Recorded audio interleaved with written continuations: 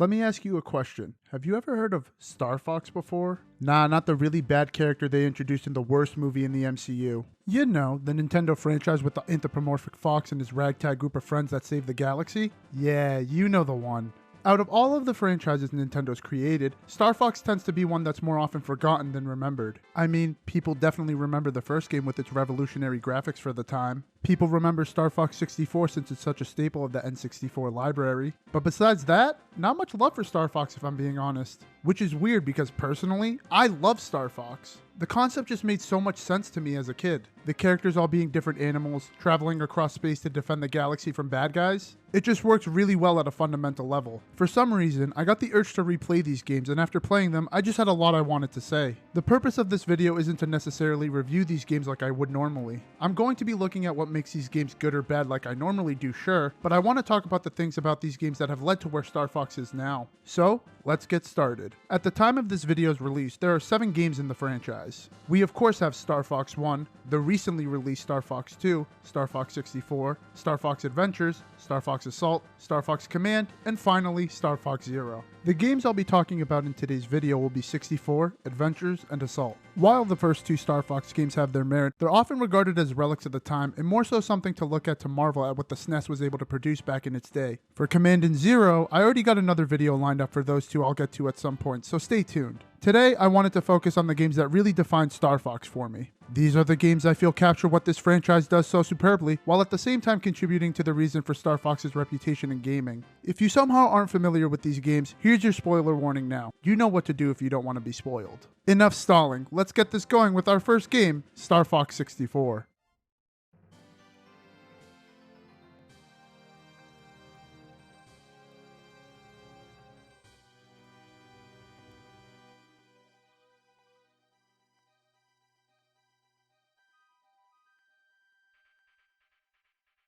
Now, if you're a 90s kid like me, you don't really need too much of an introduction. Star Fox 64, or Lylat Wars in Europe, is a remake of the original SNES classic. Released in 1997, it was an attempt to bring popularity back to the series after canceling Star Fox 2 back in 1995. With a new coat of paint, 64 is often regarded as the de facto Star Fox experience. It's the game most people are familiar with, and for good reason. Star Fox 64 is a damn fine video game. For those unaware, Star Fox 64 is an on-rails 3D shooter where you pilot the R-Wing and travel through treacherous plots of space to defeat the evil Emperor Andros. Our heroes are of course the leader Fox McCloud and his comrades Peppy Hare, Slippy Toad, and the too cool for school Falco Lombardi. On top of the R-Wing, Fox also commands both the Landmaster and the submarine, but we'll get into those later. Over the course of your adventure, you'll visit many different planets with your goal being to shoot down Andros' baddies as you make your way to the end of the level. Typically, at the end of each level, Fox will have to go toe-to-toe with some of Andros' generals. These generals are the boss fights you'll tackle like this guy. Oh man. Nothing really changes, you still point and shoot, but for these you have to pick off the boss little by little. Except for the first boss fight, just shoot his legs down and then...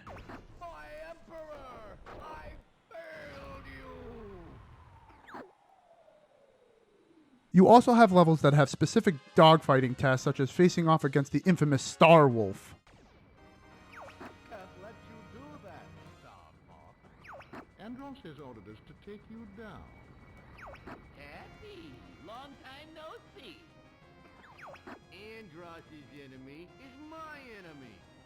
In these dogfighting tasks, you'll have full control of the R-Wing in a small area. You can do somersaults, this move where you'll go the opposite direction you're facing, and of course, barrel rolls. That about sums up what you actually do in Star Fox 64, and I love it. It's just really simple. Control the spaceship, point and shoot, that's it really. Where I love it is the nuance between these two ideas. The fun from 64 comes from figuring the best and most efficient way to defeat as many goons as possible. You're judged by the final score you achieve at the end of your run as you fly through each level. Obviously you want to achieve the best score you can, so figuring out the best way to pilot the R-Wing and mastering the art of shooting the laser is just constant fun the entire way through. 64 is a game you could finish in an hour or 2 tops, but Miyamoto was smart and added in the one thing this game needed to really stand out. That being replayability. So you can go through the normal path and face Andros, but that's boring. So by doing certain tasks, you can end up on completely different routes. For this video, I decided I'd do all the routes available in the game so I could get the entire 64 experience. I did 2 of the secret routes with the N64 expansion pack thingy on my Switch, while I did the standard playthrough on my 3DS with Star Fox 64 3DS. Figured that would keep things fresh for me. Star Fox 64 3DS is really cool and all, but I don't have much to say about it. I think it looks really pretty and it runs really well, but there isn't really anything different here but a coat of paint. Definitely didn't like the gyro control. I mean, you see me on the title screen here? I wouldn't have been able to get through this.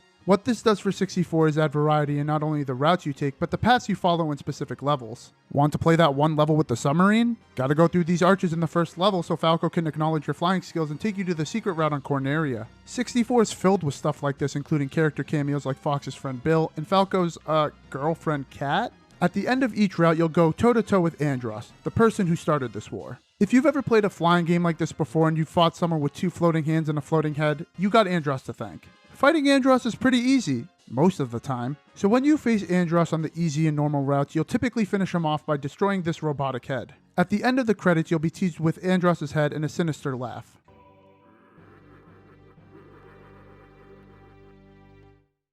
This alludes to the fact that the mission isn't over and that Andross is still at large. It's only on the hard route where you face the true Andross. The fight starts off like normal with Fox shooting down the hands in the face. But when Andross's face starts melting off, it isn't a robot, it's...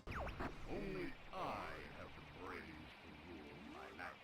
What the hell is this? Are those his eyes? Why is his brain moving? Yeah, Andross's true form is something different and presents quite the challenge. It was one of the only points in the game where I had to use the suspend feature on Switch Online, so thank you for that, Nintendo. But anyways, after defeating Andross in any route, you'll finish the game, see the one true cutscene this game has, and boom, done. Well, that was fun. At its core, Star Fox 64 is the easiest game for me to talk about. Where it matters most, Star Fox 64 excels and delivers something I consider truly unique, especially if you know the stuff I'm typically into. But like I said, I don't want to just talk about why this game is good or bad, I want to delve into something deeper. So what is it about Star Fox 64 that contributes to where it is now in gaming? Well, for starters, there's really nothing in terms of a story. The story is presented over these small scenes right before and after a level, as well as these small segments before a mission. Each of these segments just kind of go over the mission you're about to embark and tend to go like this.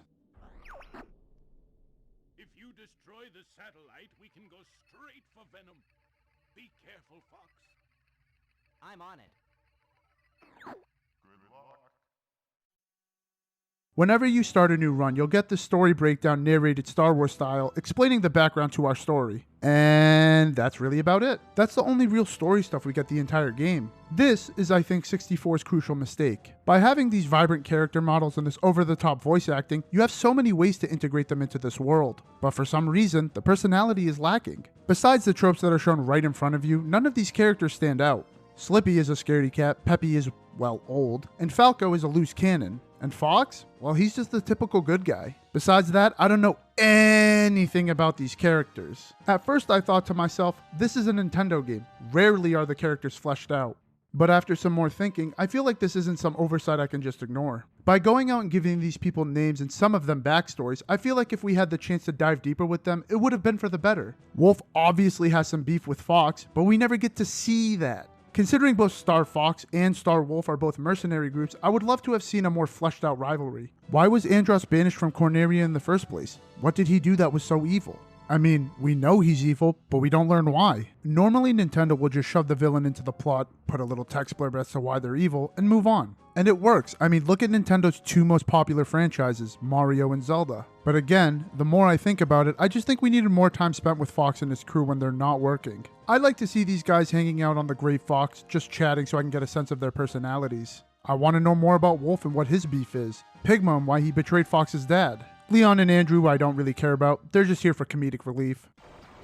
Uncle Andross! Other than that, I don't really got much else to say on Star Fox 64. There's multiplayer and I think that's fine, but I didn't play anything for this video. And overall it's really solid, but I can see where it didn't jive with people. So was the next game able to address any of the problems I had with 64? Let's find out.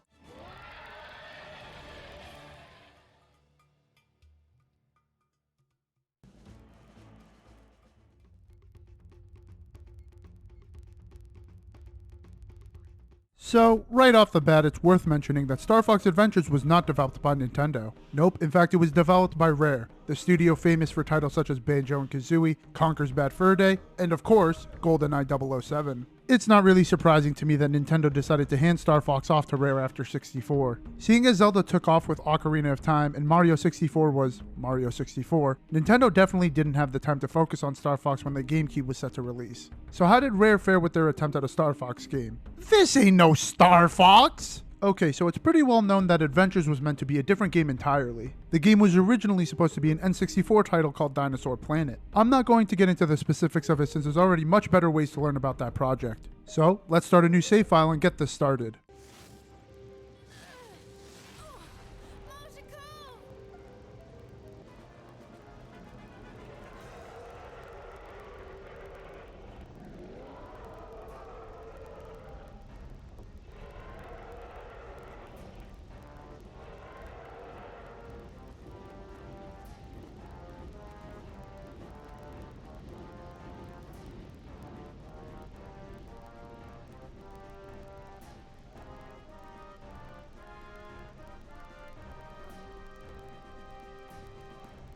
Okay, so right off the rip, things are completely different. First off, we're not even playing as Fox or an R-Wing or anything. The only thing that resembles Star Fox here is this quick fight with the ship. Once you defeat the ship, Crystal steps off the dinosaur and hops onto the ship where the adventure truly begins. If you're familiar with The Legend of Zelda, you'll instantly recognize a few things. For one, we're out of the R-Wing and can fully explore this somewhat small area. There's a roll, and look at that, when Crystal picks up an item she does the stupid Zelda item cutscene thing. Ah wait, quick cutscene, be right back.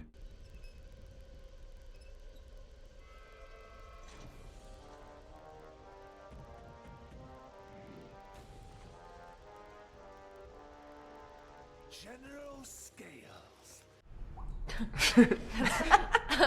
Wait, no, seriously, what's your actual name? Once this cutscene ends, Crystal is flown to the Krazoa Palace, where she needs to find the distress signal she's been searching for. Crystal eventually finds the one she seeks, and he says that she needs to return the Krazoa spirit back to its altar. After solving the easiest puzzle of all time, the spirit enters Crystal to reward her for her efforts. Crystal brings the spirit back, she gets decked, and then gets trapped in a literal crystal.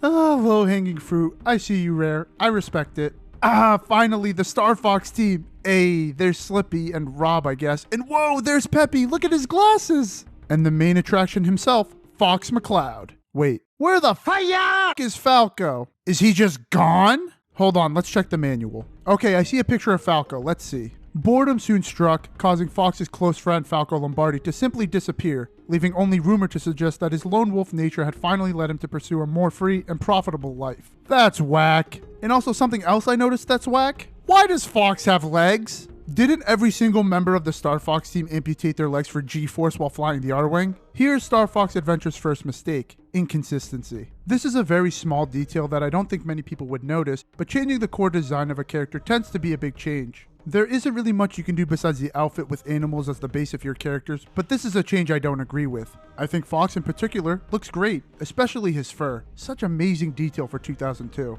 But I like his look in Star Fox 64 and what he uses in Smash better. The amputated legs, man, it's such a cool thing with these characters. It definitely should have been kept. Anyways, the Star Fox team gets their next mission from General Pepper. Dinosaur Planet, one of the worlds in the Lilat system, has recently been broken apart for some reason. If the planet remains separated for too long, the planet will explode, which would cause devastating damage across the Lilat system. So Fox is to descend to the main planet and figure out what the hell is going on. Before we can descend to a planet, we get our first R-Wing mission. Things feel pretty similar, but considering the type of game this is, some stuff was obviously compromised. In these R-Wing missions, you no longer have the ability to somersault or do that crazy turn in the dogfighting levels. You also don't have access to the lock-on charge shot like in 64. Nope, just the barrel roll and standard lasers this time. Your goal in these levels isn't just to get to the end of the stage, but also to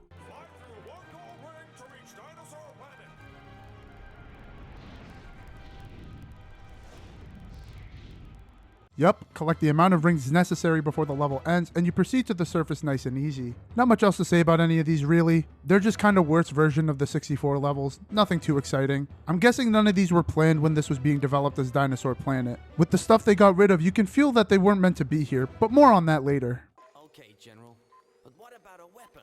Why couldn't I bring my blaster? Ah, classic. If you've been paying attention, you'll notice that so far I've been going about Star Fox Adventures the same way I normally do in a normal Snack-A-Go review. It's because out of the 3 games I'm playing today, this is the most similar to something I'd be interested in. The story comes as you complete your tasks, and it's much more fleshed out than it was in 64. Cutscenes, a plot, kind of, and much more is on offer with Adventure's presentation. For the most part, these are all welcome changes. Having actual stakes makes going on this much longer adventure seem worth it. Of course, this is still a game Nintendo puts their seal of approval on, so nothing really that groundbreaking happens in terms of the storytelling, but at least we got something. Fox's quest this time around is to collect the 4 elemental spellstones that General Scales has taken and return them to their respective Force Point temples so the planet can come back together. Fox also has to capture and release the remaining 6 Krazoa spirits so he can save Crystal from her crystal prison. As Fox goes on his adventures, he'll meet some of the inhabitants of Dinosaur Planet. Ever need to buy something? Head to your local shop in Thorntail Hollow and meet the famous shopkeeper. You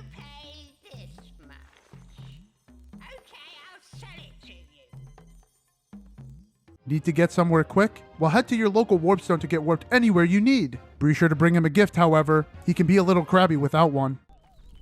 Nobody ever brings me gifts anymore. You'll meet lots of these zany characters as Fox travels around Dinosaur Planet's many different areas. This is where the game shines the brightest in my opinion. I'll be diving much more into it later, but what I wanted out of Star Fox 64 was kind of addressed here. Now, we don't get to hang out with the other Star Fox members much at all, but we do get to spend a lot of personal one-on-one time with Fox. Seeing as Fox had like no character in the previous game, this is a refreshing change. Just getting to watch Fox interact with all these weird characters always got a chuckle out of me. Fox's character this time around exudes this kind of brash immaturity that I really like.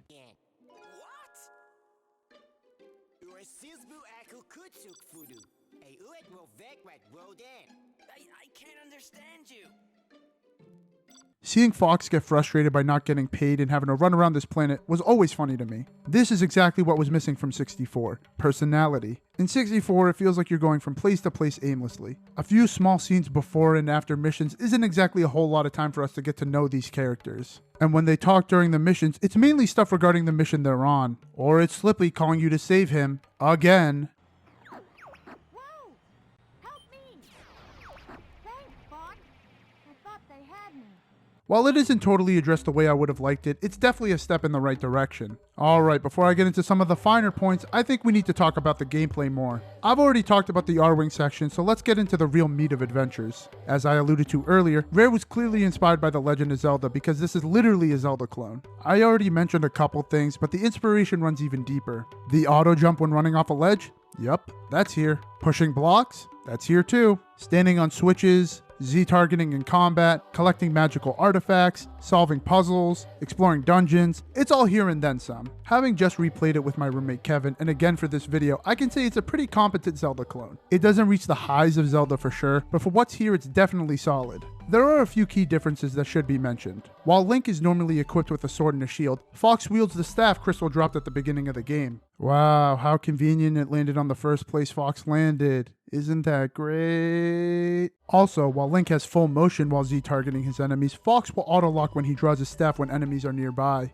The combat isn't anything interesting since there's like 3 different combos you can hit. Eventually you'll end up like me and use the same combo over and over just so you can clear everyone out quickly. And while Link normally gets upgrades in each dungeon in the form of a new item, Fox will constantly be adding new moves to his staff. There's the Fire Blaster, Rocket Boost, Ground Slam, Ice Blast, and Door Opening Power. Fox also gets access to the Sharp Claw disguise to sneak past enemies, but it's not really useful. Doesn't sound like much, right? At least compared to Zelda anyways. Well, that's not all Fox has in his repertoire, as his pal Tricky has access to a few moves himself. Fox can order Tricky to stay, whistle him to come, ask him to dig for secrets, and even blow fire to get rid of obstacles.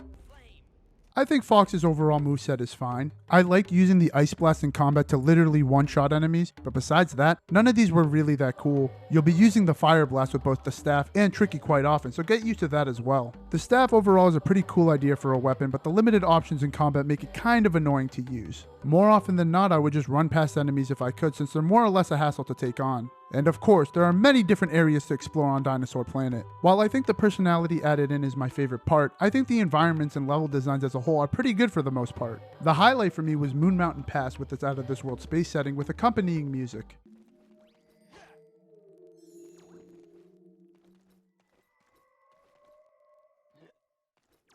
Cape Claw is pretty cool with its beach setting, and Thorntail Hollow is a pretty decent base of operations. None of them really stand out in a unique sense. Like a typical Zelda game, you have your forest area, your ice area, and your lava area. This is another mistake I feel Adventures makes. While things look fine, sure, this was a prime opportunity for the franchise to truly immerse the player in its world. And unfortunately, seeing as this was planned to be a different game, we don't really get that here. It's great that we get to spend more time with Fox and meet these funny characters, but we don't get to see any more of what the Lylat system has to offer. Fox and his friends are always tasked with doing something that'll eventually lead to the Lylat system's safety. I get that this adventure takes place on Dinosaur Planet, but was there really no point in the game where we could have gone anywhere else? Why couldn't we go back on the Great Fox at least once to catch up with Peppy and Slippy? Being on Dinosaur Planet is fine, and things look nice, but there's very little variety. It's the one reason I think Moon Mountain Pass is my favorite place to go. It's totally different than every other area in the game, offering an atmosphere that's pretty unmatched throughout the game's runtime. But other than that one area, every place feels samey. Oh look, another temple ruins, great, I'm excited to see that. No way, is that lava? So fun!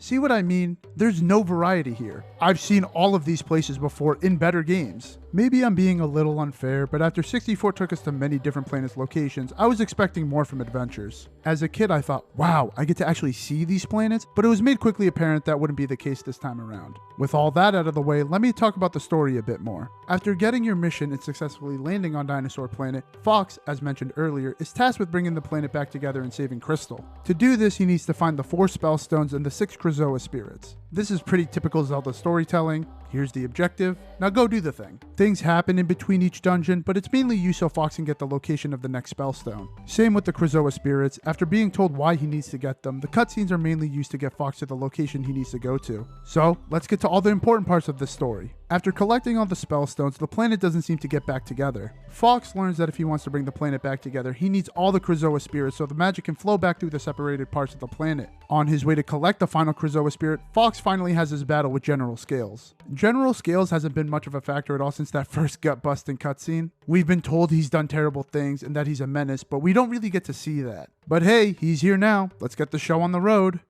You must face me.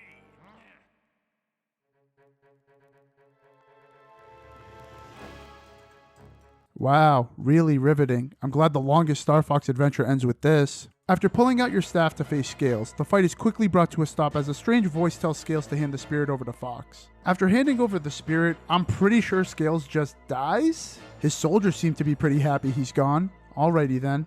Fox goes to release the final spirit, which should release Crystal. At first, it seems like Fox wins, but the voice we've been hearing takes command of a Krazoa head and flies off into space. Fox quickly follows suit where... I've been looking forward to this day. To see you again, Fox McCloud. Andros!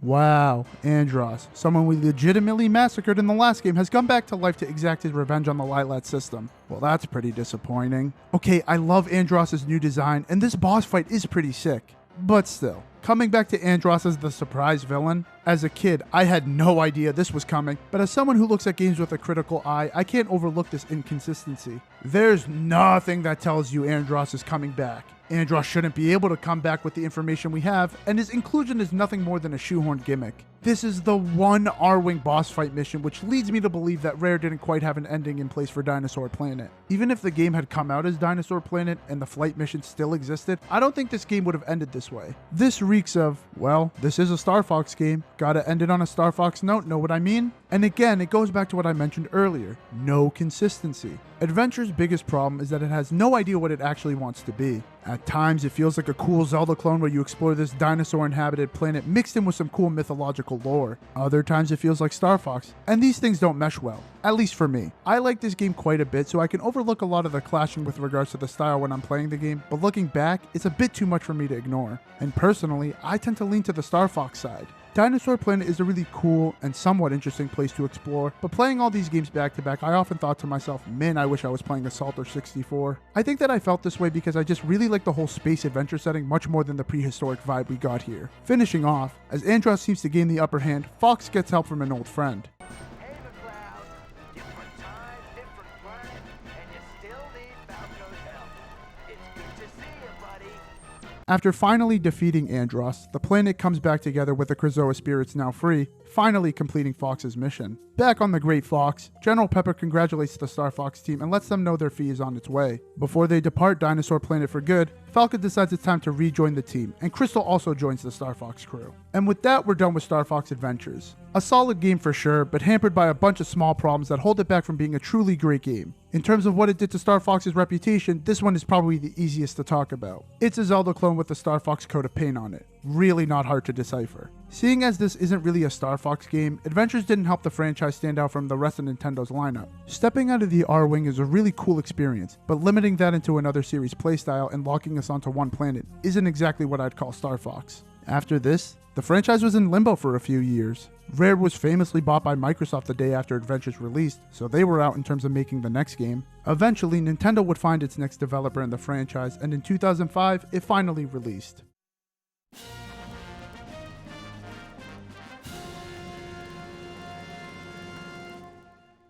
Okay, so already there's a drastic shift in tone compared to the last game. First off, the character designs are all once again different. I think for the most part they all look really good. Crystal is doing a little too much with the sex appeal here, and still no amputated legs. Whatever, I guess. But Fox's Merc outfit this time around is easily the best out of the 3 games. It kinda melds the Star Fox 64 look with the Adventures look, and we get a beautiful blend here. And red is my favorite color, so it wasn't hard for me to love Fox's outfit. Falco is by far the coolest looking though. My man straight up has this stylish body armor colored in red that just complements the blue from his feathers so well. Not all of these are winners, however. I think Slippy and Peppy look fine. They don't really stand out. And what the f*** happened to General Pepper? He's terrifying! My man's been sniffing too much of that thorntail fungus, it seems. It's the eyes, man. They stare right into your soul. Immediately after starting a new game, you'll see the presentation here is very similar to Star Fox 64. The short conversations before missions, those are here. Individual levels on separate planets that lead to a boss fight, those are back too.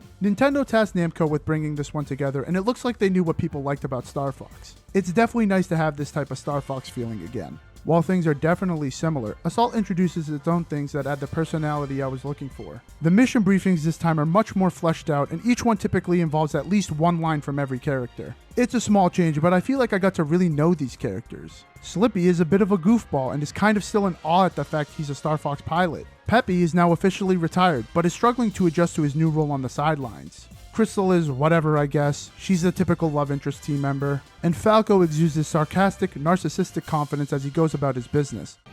Playing the hero again, huh, Foxy? Hey, more power to you, buddy. Me? I hate the cold. Fox is also just kind of meh. He's like super basic, and considering that he was kind of an arrogant dick in the last game, this gave me a good bit of whiplash. At least he's still awkward when talking to girls. That still hasn't changed. They're yours. A mission together at last. Oh, yeah. What are you two doing? Let's go! Just giving me that small bit of time made going through the story that much more thrilling for me. And when my teammates needed help, I felt more enticed to save them so I could hear what they would say next. Oh yeah, this is a video game after all, so let's chat about what you actually do here. Assault is broken down into 2 different sections. You of course have your typical Star Fox R-Wing missions and your on-the-ground combat sections. The R-Wing missions this time around I would place right in the middle of the pack. While everything is here, I just don't get the same satisfaction I get when playing 64. When you repeatedly shoot down enemies in 64, it just feels so satisfying as you hear the laser blast come out of your R-Wing. I don't really get that here. It just feels almost too optimal, if that makes any sense. Like, there is one definitive way to be good at this game rather than having the controls have this brilliant nuance allowing you to play the way you feel is best. It's not really something I can show you, it's something you have to feel for yourself. Other than that, I'd say these are pretty fun for the most part. The boss fights have all definitely been improved. Some of these actually gave me quite a bit of trouble. However, when it comes to Assault, the real conversation to be had here has to do with the on-foot segments. Okay, General, but what about a weapon? Why couldn't I bring my blaster? It's too quiet. Hell yeah, let's go. Oh my god, Fox, what are you doing? Oh, he just killed him. Oh, he just killed him. He's gone. He's gone forever. Ah man, this is some of the dumbest fun I've ever had. So Fox of course has access to his blaster, which operates similar to how the laser on the R-Wing works. Shoot consecutive blasts by hitting the fire button or hold it down to fire a charge shot. If you like how the R-Wing laser works, you'll probably like this. But that would be boring, having access to just one gun. Nah, Fox's arsenal gets a huge upgrade this time around. We got the submachine gun that mows down enemies, rocket launchers that destroy hordes of enemies with a single shot, grenades that don't really do anything, and finally the sniper rifle. With precision, you can take down your enemies with one well-placed shot. Ah, but that's not all. Fox also gets access to the Landmaster, the famous all-range tank he can use to take down some of the bigger enemies. Typically, Peppy will assign Fox a different task while he's on the ground, and of course, your goal is to complete said task to advance the mission. Rinse and repeat a few times, and bada boom. I think these missions are really fun. Fox can be kind of hard to control, and the camera kinda sucks, but it isn't too bad to the point where the game got frustrating. Most of the time. I think if the action wasn't this fast paced, it wouldn't be nearly as fun as it is. Fox just zips around the level so fast that you're constantly going to be engaged with the combat. And some of the levels I think are really well done. One of them is this mission where you have to take care of something on the ground while having to go in and out of space to save your comrades with your R-Wing. This focus on a more frantic, action-packed gameplay style constantly keeps you as the player engaged with your mission. I want to destroy these targets. I want to blow up these bad guys.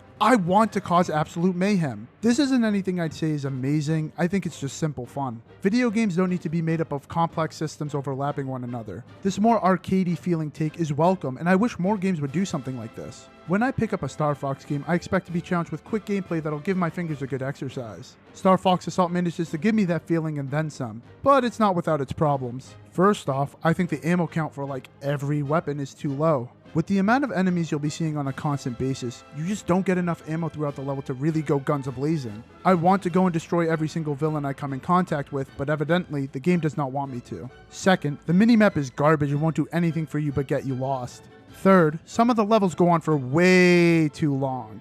This typically happens because a lot of the levels have multiple missions within them, but still, I don't feel like it was necessary to be in one area for the entire mission. Why not have Fox fly down the planet on his R-Wing and have to fight his way through and have the second mission be his on-foot combat segment? There is variety when the R-Wing and Landmaster are available, but once you've used them once, you've pretty much seen it all. And finally, the biggest issue I have with the on-foot combat segments. The difficulty spike in the later levels is immense! I mean, wow, I was not expecting the game on normal mode to be this difficult. Now, you know what? Hiya! That. It's not hard. These enemy placements are ridiculous. I can't even move! Ugh, man, maybe I just have Star Fox fatigue at this point, but these drag on way too long. But that's pretty much everything you'll be doing from a gameplay standpoint. All in all, pretty solid. We don't get the best R-Wing sections here, but we do get some pretty good on-foot gameplay, so a decent blend all things considered. I think from a gameplay standpoint, there just isn't enough variety. While the on-foot combat is great for the most part, by this point the R-Wing had been used in this manner since 1997. 8 years of the same system with virtually no innovation can be pretty draining for anyone to go through. For me it's not a problem, but for a wider audience, I can see why this didn't exactly land. People were sick of Star Fox, and unfortunately, Assault didn't do anything to change people's minds. But how about the story? Surely that got some people out of their seats. This was originally meant to be the thrilling conclusion to this saga of Star Fox, so let's see what we're dealing with here. After defeating Andrew Oikini in the last remnants of Andros, a new enemy appears to challenge our gang. These are the Aporoids, half-flesh, half-robot monsters who are set on destroying the Lilat system. After defeating the first Aporoid and gaining its core memory, the gang learn that their goal is to find the Aporoid Queen and bring her down. To do that, Fox has to find another core memory so they can find the location of the Aporoid home planet. After battling a giant Aporoid crab-like thing, Fox finally finds another core memory. As he goes to claim his prize, he's interrupted by... Doesn't sound good. Hey, thanks for helping me out. Pigma. Long time no see, Fox. Oh man, time has not been kind to you, has it, Pigma? After Pigma takes the core memory, Fox and his friends rally to figure out where he may have gone. They find out that Pigma stopped by some spaceport full of thugs. Hilarious that right after Slippy freaks out, Fox volunteers Slippy as his support on the base. Classy leadership, Fox. Real classy. After investigating the base and not finding Pigma, Fox and his friends are greeted by... What are you idiots up to now? Boss, you're here. That you, Wolf? You're on my turf now. Watch your step, Fox. I think I'll torment you a bit before I cook you. Allow me to introduce myself. I am Panther, and all who see my roles meet death. Hell yeah, the boys are back. Panther is new, I guess, but Leon and Wolf? Yeah, those are the OGs. After defeating Starwolf, Fox asks Wolf where Pigma is. Wolf tells Fox that Pigma isn't with Starwolf anymore, so he has no idea where he could be. Panther, the horny bastard, reveals that the ship logs show that Pigma last went to Ficina, so our heroes give chase. When they arrive, Fox goes in alone to turn on the planet's generator to bring an end to the blizzard. After successfully turning on the system and surviving the security ambush, Pigma makes his long-awaited appearance. However, this doesn't last long as Pigma not only reveals he's the one responsible for the Aporoid invasion, but he releases an Aporoid monster to destroy the generator. Fox and his friends have to fight tooth and nail before the Aporoid can finish the job. After defeating the Aporoid monster, Fox and his friends give chase for Pigma. It's only after reaching him where they find out he's been corrupted by the Aporoid Queen and becomes... Oh my god, what the f is that? Nah, that ain't right. Why is it moving like that? After defeating Pigma for good, the Star Fox team get their final mission. Head to the... Oh wait, never mind. Crystal gets yet another distress call from planet Sauria. So apparently Dinosaur Planet is called Sauria in this game? Once again, no consistency. I think Sauria is a fine name and fits the Star Fox team better than Dinosaur Planet did, but when did this change happen? In this timeline, was the planet always called Sauria? How did they even come to the name Sauria? Just with one little change, the continuity of the world is completely shattered. Regardless, before heading to the Aperoid homeworld, the team has to descend down to Sauria to stop the Aperoid invasion. After stopping the Aperoids from infecting the planet, Fox and Crystal are greeted by... Tricky! This is a pretty nice full circle moment for these three. Now granted, Tricky and Crystal got almost zero characterization in the last game, but here Crystal is one of the core characters and we're given a lot of time to see what she's really about. And Fox already had his character more fleshed out in Adventure, so it's cool to see them all together sharing this moment. Moving on, Fox and the crew get a transmission from General Pepper stating that Corneria City has been invaded by the Aperoids. The transmission cuts off, and the gang don't waste any time. This is easily my favorite level in the game. That feeling you get in 64 when you hear Fox say, We're entering Corneria City now. as you hear the music slowly come in. For me personally, it's something I'll always remember when it comes to Star Fox in general. Being able to explore the places I flew over all those years ago in 64 is just so surreal to me. And the missions here utilize my favorite weapon in the game, the sniper rifle. After completing the missions, General Pepper's ship, infected by an Aperoid, comes flying in and destroys Fox's R-Wing. Star Wolf shows up to give a helping hand, knowing that if Star Fox fails, the universe will be destroyed. This is the point in the game where you realize this really was meant to be the finale for the saga of Star Fox. We get an unprecedented team up between two rival mercenary groups, and more importantly, the threat of death is finally looming for our cast of characters. General Pepper got infected by the Aperoids. There's no hope for him. If he looked terrifying before, he's just a monstrosity here. But the key things here are the things General Pepper says. Even as a kid, I knew that this chapter was finally coming to a close.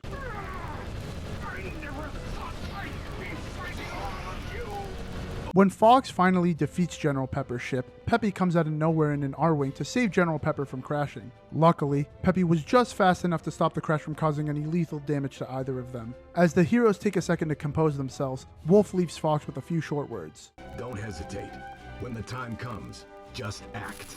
I really like this moment. Wolf takes a second to finally acknowledge Fox's strength, and Fox takes his rival's will as he tries to save the day. It's pretty corny, but still, this is the stuff I was missing in 64. Put the blasters away. Let's let these guys talk to each other so we can really understand this conflict a bit more. Little things like this go a long way for storytelling. With Corneria City now saved, all that's left is to take the teleporter to the Aperoid homeworld and defeat the Queen. Of course it's not that simple. Okay. Destroy the Aperoid missiles before they destroy the teleporter. Sure. After that, yay, we can go to the Aperoid homeworld. The first mission tasks you with destroying these targets so you can break a wall through the base entrance. This level sucks. It's way too big, there's way too many enemies in small areas. Oh, and you get like no ammo as per usual. After finishing the mission here, it's time for the final showdown. Fox and the team have to navigate a treacherous path to the Queen, setting the stakes for a thrilling final encounter. Star Fox isn't alone, however, as the Star Wolf team also joins in to help give the heroes that last bit of support they need. When the Star Fox team arrive at the Queen's chambers, Fox is confronted with a difficult choice. Fight anymore. Let us live together. Together. Live as one. Don't hesitate. When the time comes, just act. In typical Star Fox fashion, we have our two-phase final boss. The first section sees you in this dogfighting segment shooting down the Aperoid Queen's armor down and targeting its weak spot. After this, Fox and his team will chase the Queen as she tries to escape. This is where the real challenge sets in. The dogfighting section is whatever, it's really more annoying than actually challenging. But here, nah, the Queen is pulling out all the stops to take you down. This was easily the level I had the most attempts on, but eventually I persevered and I did it.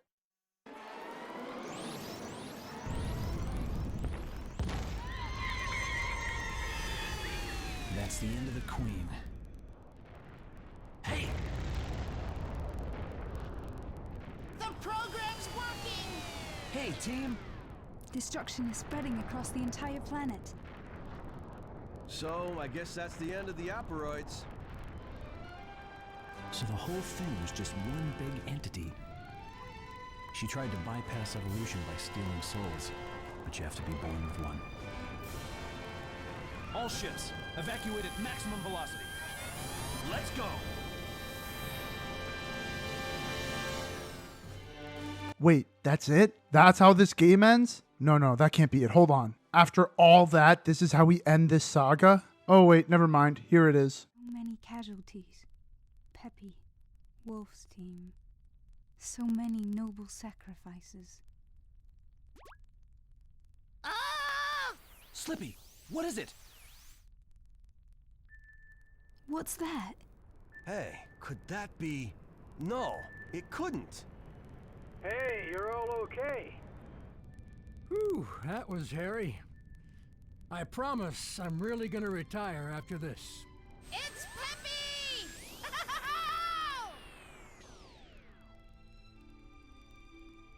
What's up, Peppy? Fox, tell me it ain't so, buddy. You knew about this? So that's why you were so calm, you sneaky dog. Pepper is all right as well. Yeah, it's possible.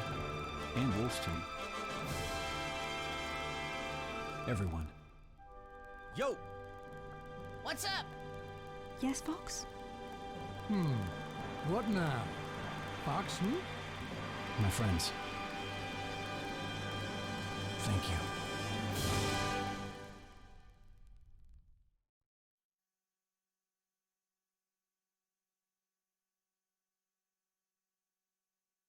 You can probably see what I meant when I said this was the end of this saga in Star Fox. It leaves a few loose ends like the status of General Pepper and Star Wolf, but the game attempts to tie a bow around this era. But for the most part, this story operates like the conclusion to this chapter of Star Fox. And what a ride it's been. We've been all over the place, but Assault brings it back to the core of what makes Star Fox special and tells a flawed yet thrilling final tale. With that in mind, this brings Assault and this chapter of Star Fox to a close. When I decided to start this series, Star Fox was the inspiration behind it. I remember playing all these games as a kid and loving each of them. I'd often ask myself, why do Zelda and Mario get all the attention? This is so much cooler. And before playing these games again, I'd think, why are people so desperate for more Metroid and F-Zero? It was only after going through these 3 games again where I realized why Star Fox hasn't gotten much love. All 3 of these games at the end of the day are solid and deserve some merit amongst Nintendo's pantheon of games, but they don't do enough with the ideas presented to really make these games truly stand out. They all have problems that can turn off players from experiencing these games. If you don't like on-rail pilot games, Star Fox 64 is going to do nothing for you. Star Fox Adventures is a competent Zelda clone, but why would you play an average knockoff when you can play the real thing on the same console? And Star Fox Assault just had way too much to correct in its timeline that it really didn't stand a chance. As I said earlier, people were tired of Star Fox by 2005, so Assault really didn't have anything going for it. And that's what's really sad about all this. Of course I'm hyped for the new Legend of Zelda, and I'm sure they got something cooking for Mario, but Star Fox is a franchise that hasn't been given a fair shot in so long. I think enough time has passed for Nintendo to give Fox and his friends one more chance, and with the Nintendo Switch at the peak of its powers right now, there's no better time. I have no idea what Nintendo would do if they decided to make a new game, but I have my own idea. Now before I tell you what that is, let me explain the parameters of how I'll be explaining this. To start, I'm not going to be creating a game from scratch for Nintendo to make. I'm no game developer, and I have no desire to become one. What I want to do is look at some other game series and see if Star Fox could successfully be adapted into it. With that in mind, allow me to explain what I believe is the ideal Star Fox experience. As you've probably heard by now, I really enjoy the world of Star Fox. We rarely ever get to fully see it, but the times we do genuinely pique my interest. When I'm on a different planet, I can't help but think, wow, I wonder what this planet is like. That can be the environment, the people, the resources, anything. I want to know everything about the world I'm traveling to, and unfortunately, we don't get to do that in Star Fox. Okay, what else? Well, I love these characters even though we get a shockingly low amount of time with them. Other than Fox, we don't really spend any time with anyone else. I get that the franchise is called Star Fox and all, but you went through the effort of having these cool characters. Use them. Okay, world building and characters, a cohesive narrative is a given. Oh yeah, gameplay. Well, you need to have R-Wing sections, but single levels are boring. With the way space games have evolved since Star Fox's release, there's a lot more you could do here. I mean, we kinda saw it with the Star Fox DLC from Starlink, but that game sucks. I'd like to see you have full customization over the R-Wing specs on the Great Fox and be able to take flight at any point in space. When you get to the ground, I'm thinking you could use the combat from Assault as a base, but adapt it to a twin-stick shooter. Keep the jump in there and tweak it to feel like a 2022 Star Fox game, and there you go. Finally, I'd like the game to be structured in an open galaxy RPG game. Fox has his own set of skills he can upgrade, as well as the R-Wing, and your team members could have passive skills you can boost as well. And finally, having the freedom of choice to tackle the main story or some of the side stuff at any time finally gives us a chance to see the Lilat system in its entirety. Alright, I think that would make my ideal Star Fox game. So is there a franchise that executes on pretty much everything I'm asking for?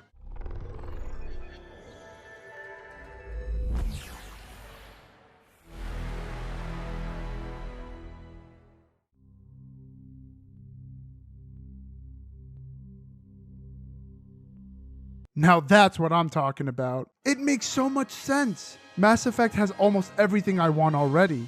World building? Check. Characters? Check.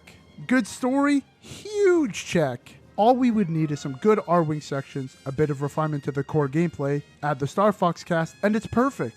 Now, Nintendo would of course turn down the suggestive stuff from the game to make it no more than a teen rating, but it would be brilliant. There's so much you can do with this idea. Imagine having an entire sub-story dedicated to learning why Wolf has beef with Fox. Or a set of sub-stories where you not only learn more about your crew, but ones where you can recruit other characters like Bill and Kat. Having the ability to choose what Fox says will also make going through these that much more exciting. Corneria City could be the hub similar to the Citadel in Mass Effect 1. You could explore Ficina, Fortuna, Zones, Sauria, Venom, and so much more. The possibilities are endless, and I believe this would deliver the best Star Fox experience yet. Nintendo is definitely more open to RPGs with the success of series like Xenoblade Chronicles and Fire Emblem, so it's not entirely out of the realm of possibility. My idea is definitely a bit out there, so I don't think it'll ever come to fruition. But just imagine that for a second. No matter what kind of games you like, you can't deny that a Mass Effect-styled Star Fox game would slap. It would instantly launch the franchise into the spotlight, and I predict it would win a bunch of accolades if it ever happened. But unfortunately, all we can do is wait and see.